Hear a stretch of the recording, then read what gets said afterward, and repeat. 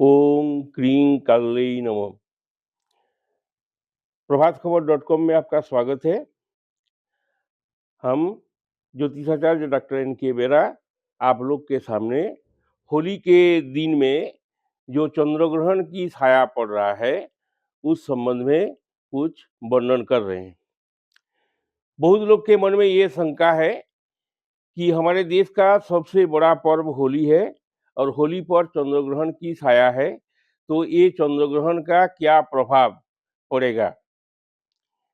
तो 14 मार्च शुक्रवार इस वर्ष जो पहला पूर्ण चंद्र ग्रहण लग रहा है, इस पूर्ण चंद्र ग्रहण को ब्लड मून कहा जाता है।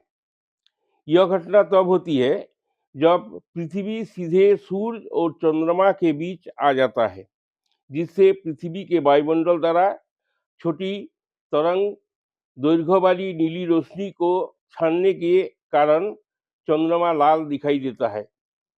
ये ग्रहण भारत में दिखाई नहीं देगा, इसलिए ज्योतिषी भाषा में इसे भूभागा चंद्र ग्रहण कहते हैं। इसमें केवल चंद्रमा की कांति थोड़ा मलिन सी दिखाई देती है। इस तरह के ग्रहण का कोई भी धर्मशास्त्रीय महत्व नहीं है। इसे भारत में सूतक काल भी मान्य नहीं होगा। ग्रहण जहाँ दिखाई नहीं देता है, सूतक वहीं लगता है, और जहाँ दिखाई नहीं देता है शास्त्रों के अनुसार सूतक वहाँ नहीं लगता है। लेकिन धर्मशास्त्रीय मान्यता भी वहीं लागू होती है।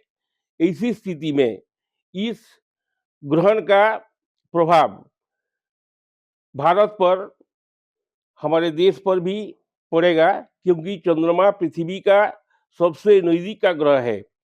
दिन के उजाले में भी एक ग्रहण होने से इस ग्रहण का प्रभाव पड़ेगा। यह चंद्र ग्रहण उत्तरा फाल्गुनी नक्षत्र कन्या राशि पर लगेगा। देश दुनिया जनजीवन पर इसका विशेष असर डालता है। ऐसी स्थिति में ऐसे जुड़े कुछ उपाय करने से विशेष शुभ फल मिलेगा। ऐसा माना जा रहा है कि यह ग्रहण भी यूरोप, मध्य एशिया, अमेरिका, पश्चिम अफ्रीका, उत्तर पूर्व यूरोप के कुछ भाग में तथा दक्षिण अमेरिका, प्रशांत अटलांटिक, आर्कटिक के कुछ भागों में दिखाई देगा। ये ग्रहण का क्या प्रभाव पड़ेगा, इसके बारे में जानने से पहले यह जानना बहुत जरूरी है कि भारतीय समय के अनुसार यह ग्रहण का आरंभ सुबह 9:26 से होगा। दोपहर 12:25 बजे ग्रहण मध्य अर्थात चरम होगा और ग्रहण की मोक्ष समाप्ति दोपहर 3:31 से होगी। ग्रहण काल की स्थिति काल है 3 घंटे 39 मिनट। मान्यता के अनुसार विशेष शुभ फल की प्राप्ति के लिए ग्रहण स्पर्श और के समय स्नान, पुनः मोक्ष के समय स्नान करना चाहिए। ग्रहण काल के दौरान खाना नहीं खाना चाहिए। महामृत्युंजय मंत्र का जप करना चाहिए, गायत्री मंत्र का जप करना चाहिए तथा नवग्रह मंत्रों का जप करना चाहिए। ये चंद्र ग्रहण होली के दिन में पड़ रहा है, इसीलिए इस चंद्र ग्रहण के समय अगर कुछ विशेष उपाय करें तो इससे विशेष शुभ फल की प्राप्ति होती है।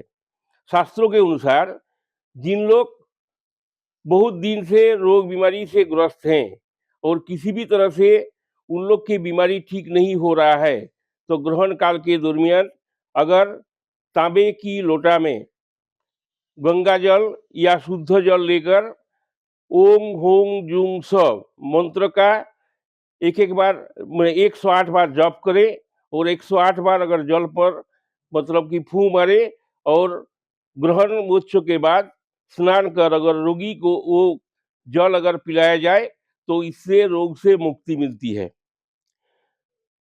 जिन लोग कर्ज से ग्रसित हैं और बहुत प्रयास करने के बाद भी कर्ज से मुक्ति नहीं हो रहा है, तो इस समय में अगर ग्रहण के दरमियान अगर बजरंगबली का जप करें, पंचमुखी हनुमान का उपासना करें अगर और मंगल मंत्र का जप करें तो उन लोग को कर्ज से छुटकारा मिलता है। जिन लोग बहुत ज़्यादा प्रयास करने के बाद भी रोजगार में उन्नति नहीं हो रहा है, करियर में सफलता नहीं मिल रहा है। ऐसे स्थिति पर ये ग्रहण काल के समय अगर महामृत्युंजय मंत्र का जप करें या नवग्रह मंत्र का जप करें तो इन्हें विशेष शुभ फल की प्राप्ति होगी।